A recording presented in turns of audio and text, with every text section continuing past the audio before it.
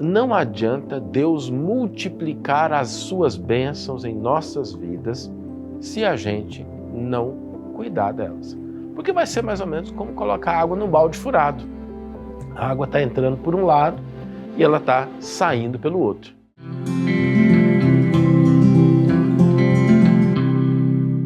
Olá meus amigos, olá minhas amigas, sejam todos muito bem-vindos ao programa Reflexões com Emmanuel. E hoje nós vamos refletir sobre a importância do autocuidado, da autopreservação. E quando a gente pensa em se cuidar, se preservar, existem duas dimensões que a gente precisa considerar. A nossa parte física, o nosso corpo, a nossa mente, aquilo que nós temos como a nossa individualidade e aquilo que a gente tem de recursos, de possibilidades, aquilo que está à nossa volta, que são bens, recursos, situações que a gente cuida. Essa separação é uma separação meramente didática, porque na prática até o corpo físico é uma bênção que Deus nos oferta. Vai ficar com a gente por algum tempo. Lembremos que a gente não vai ter o nosso corpo para sempre. Vai chegar um momento que a gente vai ter que devolver esse veículo extraordinário que a gente pilota durante alguns anos a fim de que a gente aprenda, que a gente exerça o bem, que a gente cresça. Então, a separação é meramente didática, porque nós devemos pensar em tudo que a gente recebe como sendo bênçãos do alto. E aquilo do qual a gente não cuida sempre vai perecendo, vai deteriorando, vai desgastando. Por exemplo, a água parada, ela começa a perder a utilidade. A semente que a gente não planta, que a gente não cuida, não floresce, nos dá os frutos. A amizade que a gente não cultiva, que a gente não tem um contato de vez em quando, dá uma ligadinha para a pessoa, como é que você está? Está precisando de alguma coisa? Vamos nos encontrar, mesmo que não seja nenhuma necessidade, mas manter aquele elo vivo.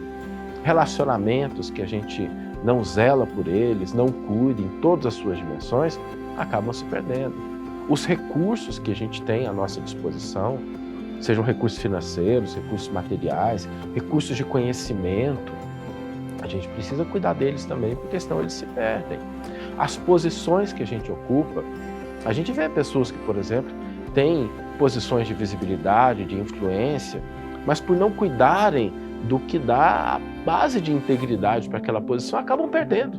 Não é assim? A gente não vê a todo momento na internet pessoas que às vezes são respeitadas, conhecidas, milhões de seguidores e de repente não zelam pela integridade daquilo que pregam e acabam perdendo tudo isso. Então a gente precisa cuidar dessas coisas, precisa zelar, porque zelando por isso, nós estamos cuidando de nós mesmos. E não adianta Deus multiplicar as suas bênçãos em nossas vidas se a gente não cuidar delas. Porque vai ser mais ou menos como colocar água num balde furado. A água está entrando por um lado e ela está saindo pelo outro. Aliás, na Bíblia tem uma palavra, que é uma palavra forte para a gente em nossos dias, mas que simboliza uma parte do que é essa falta de cuidado, essa falta de responsabilidade. Sabe que palavra é? Pecado.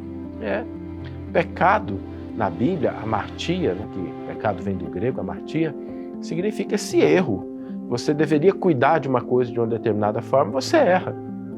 E em função disso, o resultado não ocorre como você gostaria. A amartia tem muito mais esse sentido do erro na hora de fazer algo do que necessariamente algo que gera uma punição divina, um castigo. E a consequência do erro não é a punição, é assim, a consequência do erro de não cuidar da semente, não floresceu. A consequência de não cuidar de um relacionamento, o relacionamento se desfez. A consequência de não cuidar dos recursos financeiros. O recurso financeiro acaba se perdendo, recursos materiais. Então, o sentido do pecado na Bíblia é muito mais esse erro na hora de cuidar das coisas, de fazer o que é certo. Por isso é preciso que a gente pense nisso, que a gente analise na nossa vida. Quantas bênçãos nós temos à nossa disposição? Quantas coisas são nos ofertadas pela misericórdia divina? Do que a gente está lidando? Com o que a gente está lidando? e cuidar disso. Porque autocuidado, autopreservação pressupõe essa atenção, esse zelo com tudo que está ao nosso alcance. Vamos ler agora a íntegra do versículo e do comentário que inspiraram a nossa reflexão de hoje. Mas não estou sozinho, porque o Pai está comigo. Evangelho de João, capítulo 16, versículo 32. Comentário intitulado Domínio Espiritual. Nos transes aflitivos, a criatura demonstra sempre onde se localizam as forças exteriores que lhe subjugam a alma. Nas grandes horas de testemunho, no sofrimento ou na morte, os avarentos clamam pelas posses efêmeras, os arbitrários exigem a obediência de que se julgam credores, e os supersentimentalistas reclamam o objeto de suas afeições. Jesus, todavia, no campo supremo das últimas horas terrestres, mostra-se absoluto Senhor de si mesmo, ensinando-nos a sublime identificação com os propósitos do Pai, como o mais avançado recurso de domínio próprio. Ligado naturalmente às mais diversas forças, no dia do Calvário, não se prendeu a nenhuma delas. Atendia ao governo humano lealmente, mas Pilatos não o atemoriza. Respeitava a lei de Moisés, entretanto, Caifás não o impressiona.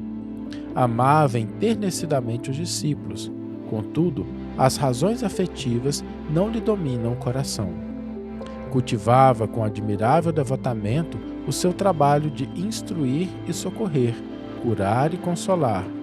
No entanto, a possibilidade de permanecer não lhe seduz o espírito. O ato de Judas não lhe arranca maldições, a ingratidão dos beneficiados não lhe provoca desespero, o pranto das mulheres de Jerusalém não lhe entibia o ânimo firme, o sarcasmo da multidão não lhe quebra o silêncio, a cruz não lhe altera a serenidade. Suspenso no madeiro, roga desculpas para a ignorância do povo. Sua lição de domínio espiritual é profunda e imperecível. Revela a necessidade de sermos nós mesmos, nos transes mais escabrosos da vida, de consciência tranquila, elevada à divina justiça e de coração fiel, dirigido pela divina vontade. Uma belíssima página de Emmanuel, nos lembrando a importância desse autocuidado, dessa autopreservação, zelando pelas coisas que estão ao nosso alcance. E o desafio para hoje não poderia ser outro do que a gente dar uma avaliadinha na nossa vida. Será que tem alguma coisa que eu deveria estar cuidando melhor e eu não estou cuidando? Será que tem alguma coisa? Saúde, finanças, espiritualidade, relacionamento. Será que tem alguma coisa que a gente não está cuidando bem? Se identificar, sem a gente ceder à culpa, sem a gente ceder ao remorso, vamos falar, olha, hoje eu vou cuidar desse elemento melhor um pouquinho, hoje eu vou zelar por ele.